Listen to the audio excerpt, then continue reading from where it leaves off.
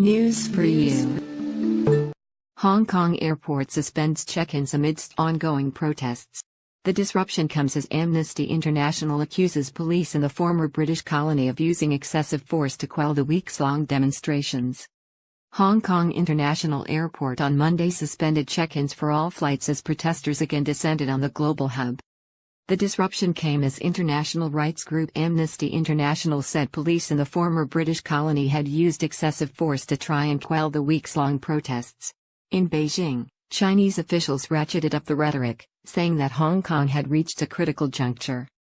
The protesters have been demanding the resignation of the territory's leader, Carrie Lam, democratic elections for her successor, the release of those arrested in earlier protests and an investigation into police use of force.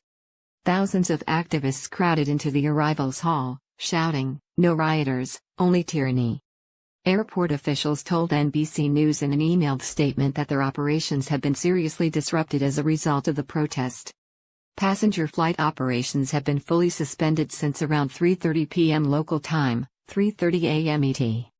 The airport said it was working with airlines on rescheduling Tuesday morning flights, with flights expected to be affected. Hong Kong's airport, the eighth busiest in the world, handled almost 75 million passengers last year. This follows a weekend of violence as Hong Kong authorities toughened their approach and employed heavy-handed tactics against protesters as rallies at the airport and on the streets continued into their 10th week with no sign of either side backing down. The protesters threw up barricades across the city Saturday and Sunday. Police responded with volleys of tear gas shot into crowded underground train stations for the first time and fired beanbag rounds at close range. Scores of protesters were arrested, sometimes after being beaten with batons and bloodied by police. Police have also reported injuries, including eye irritation from laser pointers, burns from Molotov cocktails, and bruises and cuts. On Monday, Chinese officials accused radical demonstrators of repeatedly attacking officers with supremely dangerous tools. Hong Kong and Macau Affairs Office spokesman Yang Guang in Beijing warned that the escalating violence by protesters was starting to show signs of terrorism, and called it a serious threat to the safety and economic prosperity of Hong Kong. This type of violent criminal activity must be resolutely combated according to the law, with no hesitation or mercy, he said at a briefing. At a press conference in Hong Kong, police fended off criticism about widely shared videos from Sunday night's clashes, including graphic images of a woman who was shot in the eye and of an arrest in which officers dressed like protesters pinned a bleeding demonstrator to the ground. The police have once again demonstrated how not to police a protest, Man K-Dam, the director of Amnesty International Hong Kong told NBC News in response to police actions this weekend.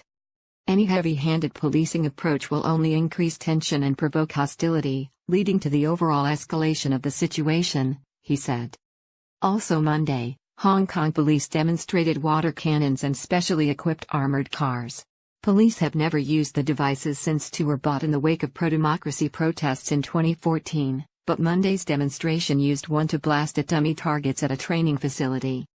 Chen Kin-kwok, Hong Kong Police Senior Superintendent and the Deputy Commander of the Police Tactical Unit, said the water cannons will only be used in the case of a large-scale public unrest. "We absolutely have clear guidelines for their use," he said. Earlier this week, Amnesty International said police needed to exercise extreme caution in any deployment of water cannons in upcoming protests, warning that the use of the powerful weapons in the city's densely populated streets could cause serious injuries and further inflame tensions. Authorities have called the demonstrations illegal and dangerous, while highlighting their impact on the already faltering economy and residents' daily lives. The former British colony was returned to China in 1997 under the principle of one country, two systems, which promises the city certain democratic rights not afforded to people on the mainland. But in recent years, some have accused the Communist Party-ruled central government of steadily chipping away at their freedoms.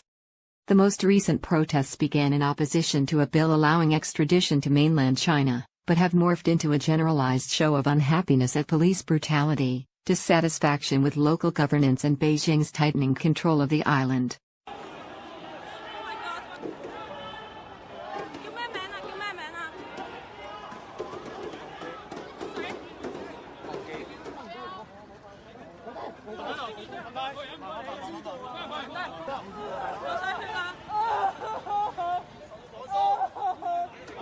騰後少少，騰後少少。停止衝擊，否則噴水將你哋驅散。